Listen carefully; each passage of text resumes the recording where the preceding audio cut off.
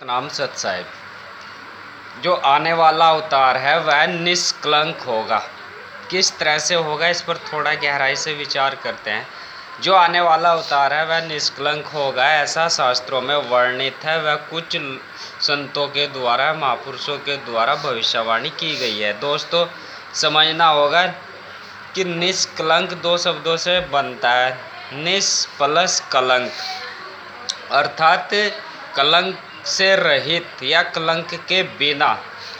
किसी भी व्यक्ति पर कलंक लगता है जब वह चोरी, भ्रष्टाचार करता है, हिंसा व किसी की हत्या करता है, व्यभिचार या बलात्कार करता है, अधार्मिक कार्यों में लिप्त या नास्तिक होता है, आत्महत्या करता है, तभी उस व्यक्ति पर कलंक लगता है।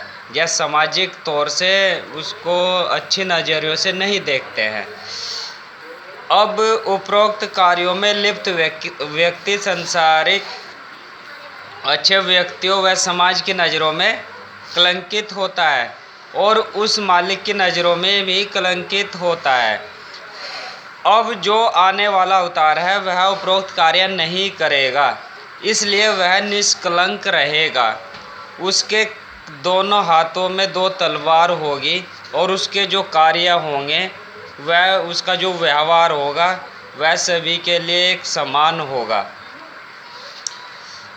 नंबर 1, हाथ में उसकी एक तलवार होगी, करुणा, दया, प्रेम, क्षमा की तलवार होगी। अब यहाँ पर क्षमा से मतलब ये नहीं कि किसी ने किसी दूसरे व्यक्तियों को परेशान किया है और वह आने वाला अवतार उसे क्षमा कर देगा, नहीं। यदि उस व्यक्ति यानी उस अवतार के प्रति ही किसी ने कुछ षड्यंत्र रचा है और वह षड्यंत्र रचने वाला व्यक्ति यदि गलती स्वीकार कर लेता है तो वह उसे क्षमा कर देगा।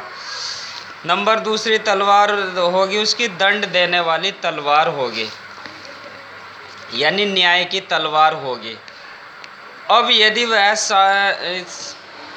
शासन करता है तो एक लिखित संविधान होगा जो आज भी है, अर्थात लोगों को पहले से ही नियम तोड़ने के दंड व सज़ा पता होगी या मालूम होगा कि ऐसे गलत कार्य करने से इस तरह का दंड मिलना निश्चित है, कि गलत काम करने पर इतने साल की सज़ा होगी, आर्थिक दंड होगा।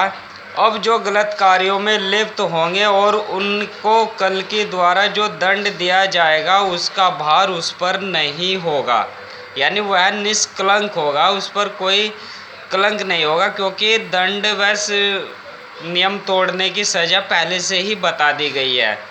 क्योंकि एक संविधान लागू है और कानून नियमों की जानकारी सभी को है। ऐसा नहीं है कि वह बिना लिखित संविधान के अपने मन मुताबिक या पक्षपात करते हुए जो दंड देता है वह राजा कलंकित हो जाता है। यानी जो पुराने समय में राजतंत्र चलते थे वहाँ पर क्या था कि राजा के मन के मुताबिक दंड दिया जाता था। यानी यदि कोई उच्च कुल का है तो उसे किसी गलत कार्य करने के लिए माफ़ कर दिया जाता था, और यदि वह कोई गलत कार्य करता है और वह निम्न जाति का है तो उसे उसकी सज़ा से भी कई गुना अधिक दंड दिया जाता था। लेकिन कल्कि के शासन में या आने वाले अवतार के शासन में ऐसा नहीं होगा। इसलिए कल्कि के शासन काल में भी लिखित संविधान होगा और उनके दंड देने पर भी वह निष्कलंक होंगे। तो यही निष्कलंक का अर्थ है।